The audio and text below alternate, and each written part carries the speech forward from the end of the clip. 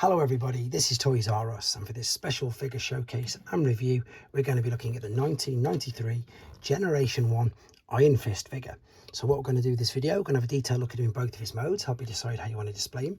Because he's a vintage figure, I'm going to point out things you need to be aware of if you have to purchase one for yourself. I'm going to show you his really cool gimmick that he comes with this huge accessory. We can then have a look and I'll give you a bit of background information and maybe even a bit of a story about these quite elusive figures, to be honest. So we've got the lightformers, which are the two Autobots there, and then we've got the trakkons, which were the two Decepticons, all released at the same time, all with very similar gimmicks, and indeed lots of other things like light piping, which I'm going to show you again in a second. And then we can also have a very quick look at, to my knowledge, the only other version of Ironfist officially released by Hasbro and Takara, which is of course the one using a swindle mode from the Fall of Cybertron. Right, let's have a quick look at him then. So this guy, to be fair, he's really good. I don't know why he's so good. Maybe it's the crazy, completely wacky color scheme, and he's probably got the more complex transformation process out of all four. Indeed, most of them are very basic. With regards to articulation, the head doesn't do anything whatsoever. The arms will move up that way.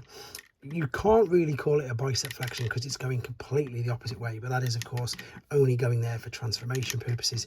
We do, however, have a waist swivel, and I suppose if you want to, a little bit of a knee bend maybe, but the feet are completely fused. They won't bend or rock at all.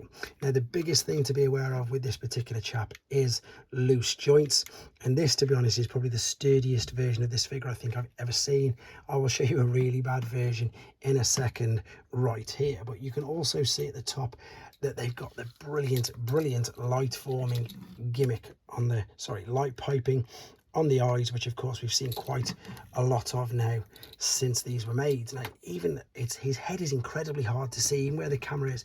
Even if I lift it up and look over, it's not the way the camera's positioned. It's just, unfortunately, what he's like. His head is completely sunk in there, which is a bit of a pain, to be honest.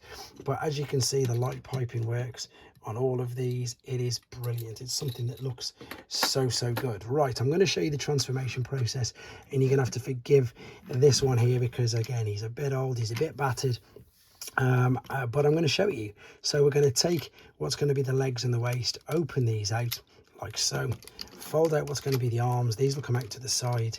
See what I mean? That's really loose. We're going to rotate it 180 degrees to face the front. This bit now is also really stiff and sometimes hard in mouth. So let's make sure the head is folded all the way down.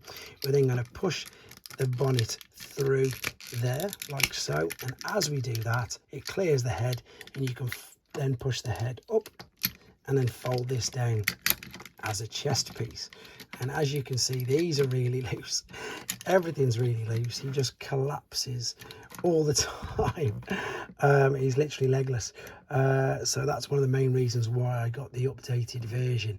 And it's the biggest thing. And in fact, people have commented in the unboxing video that theirs is really loose as well. And there's not really much that you can do. These, as I say, there's no screws really to undo there. That screw doesn't really help.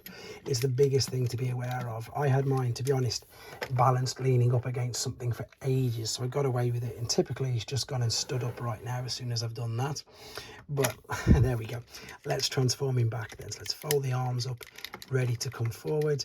Take the chest piece, fold this up, bring the head down via the front, and then this is where it's going to squeak, creak, and everything as we push that through to go flush. Rotate the legs around, clip this over, and then fold these down into position.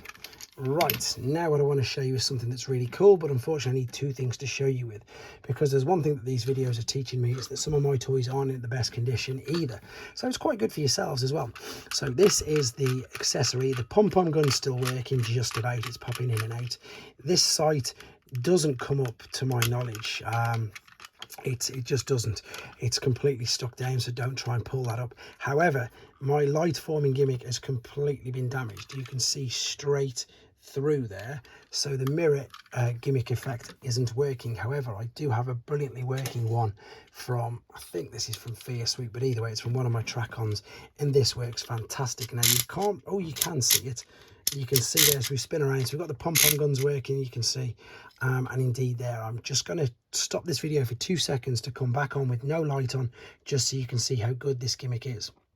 So there's no light on here now, you should see this, there you go. You can really see them like laser beams firing down. That's a brilliant gimmick, done by very clever use of mirrors. But yeah, the glass is in there so you can see that working.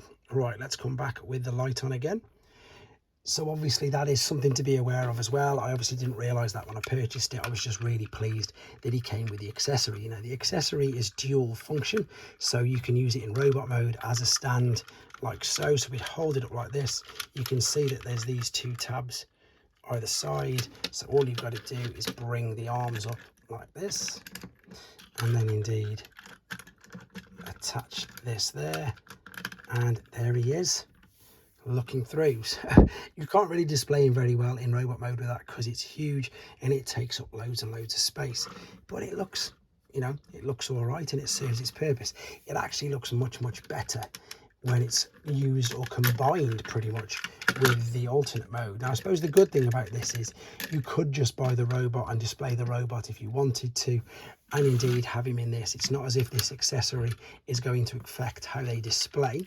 I just want to show you this actually as well, so if you can see there, it'll say 90, it does say 1992 there on the stamp. So as I say, this was definitely generation 1 in the UK and a few other places. So we've got a 5mm tab there which we can attach, and again, brilliant, there we go. So you would be able to use this, rotating it around.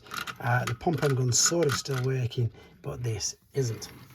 Right, very quickly then, this is the latest version of him. I'm hoping that we're going to get an updated version of him. I think you'd probably use the hound mold, to be honest with this. This is obviously using the old Swindle molds from Fall of Cybertron. Right, let's bring in, before we bring in all the trakkons and lightformers, etc., let's give you an idea of how big he is compared to some of today's figures. There's a core class Grimlock. Here's a deluxe class Crash Bar.